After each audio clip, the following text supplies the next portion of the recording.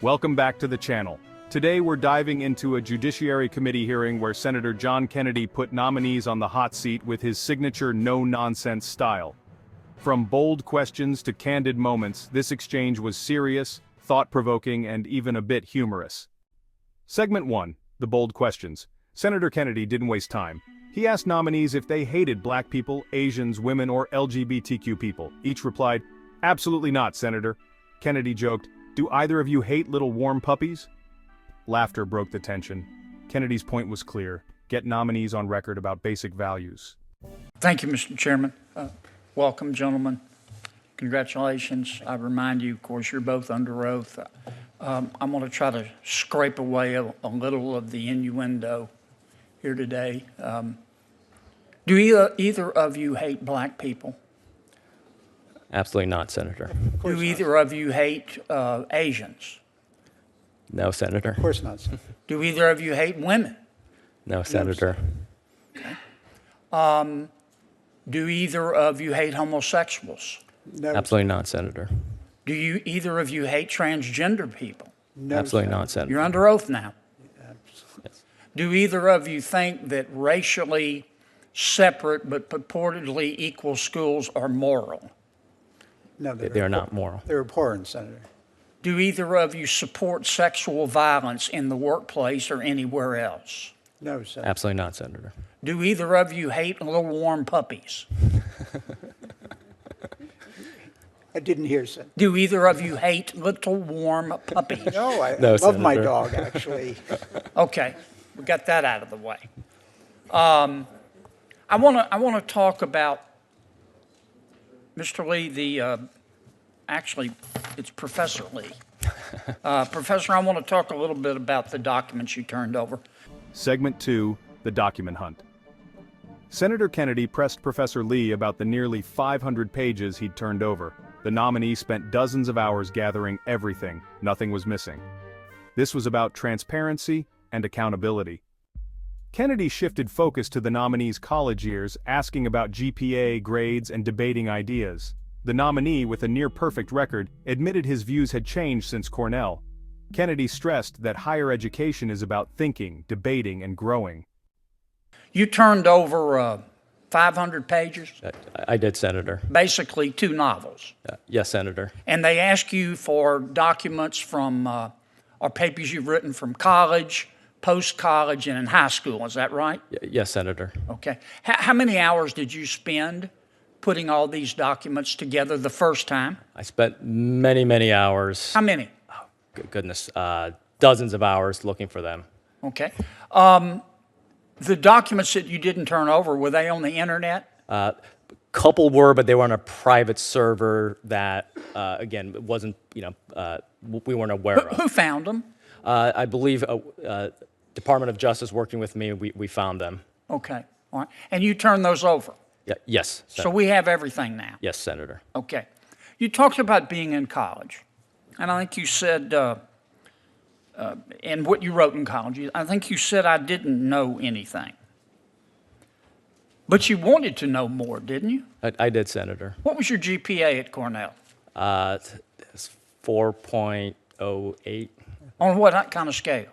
I think if you got an, my mom will be proud of this, but I think if you got an A plus, you got a 4.3. But if you got an A, you got a 4.0. So you made all A's? I did, Senator. Did you make a B? I did not, Senator. Well, you'll never be a senator, sir. I take it you spent a lot of time reading and thinking and talking and debating. Is that right? I did, Senator. Is that what college is supposed to be about, making people think, not making them feel comfortable?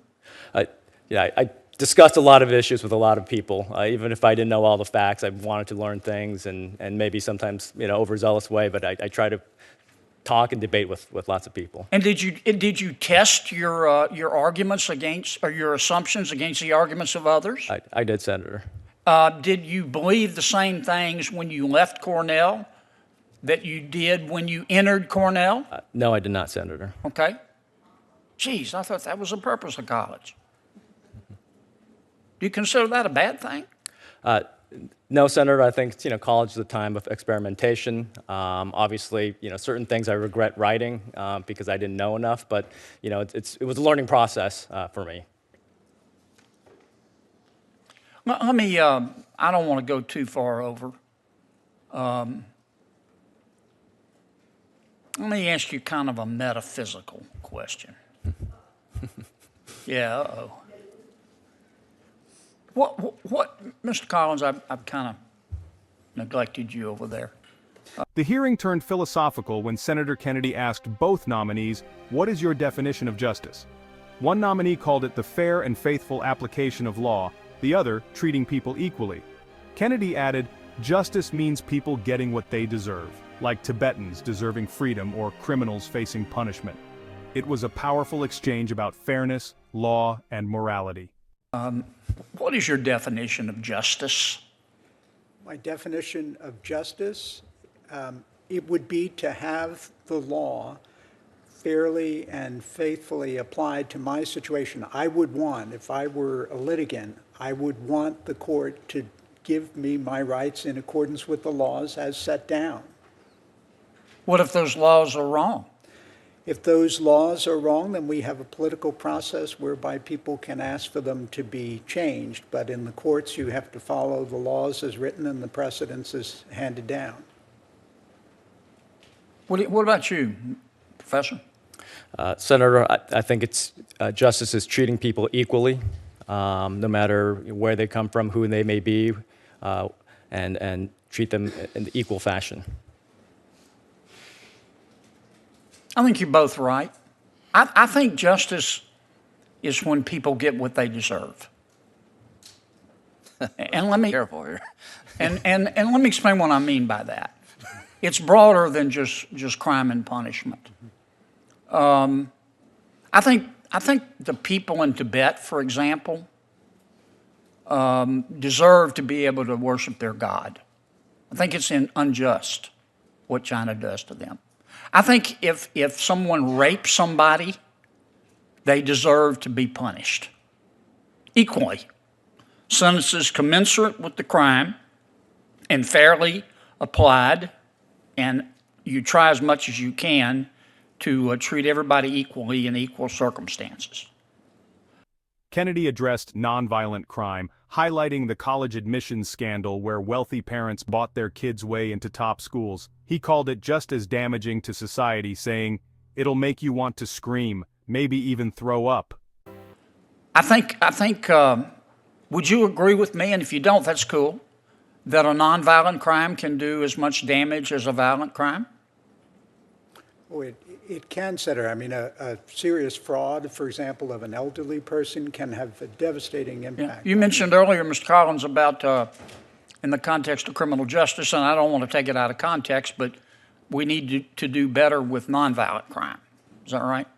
Well, I mean, it's ultimately always up to the Congress to refine the sentencing system, and I think there's been a lot more thought put in certainly in the dozen years since I last testified on these matters about how to change those to reflect our current understanding of. Well, these parents that just cheated, that just bought their kids' way into college. I read the indictment last night. I got 80% of the way through it. It's long. It'll make you want to scream, make you want to heave. I don't know if you can scream and throw up at the same time, but that's nonviolent. Do you think they should be punished?